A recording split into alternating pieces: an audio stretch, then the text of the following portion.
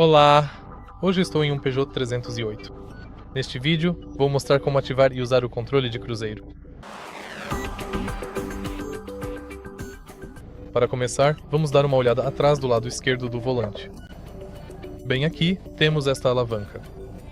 Para ativar o controle de cruzeiro, mova este botão para baixo e o controle de cruzeiro estará ativado.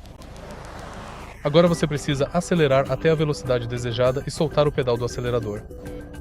Em seguida, se quiser pausar e retomar o controle de cruzeiro, basta pressionar este botão.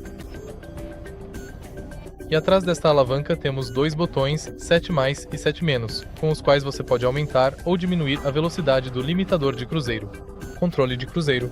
Para desativar o controle de cruzeiro, coloque este botão no 0. E é isso. Se você achou este vídeo útil, por favor, deixe seu like, comente e se inscreva no canal.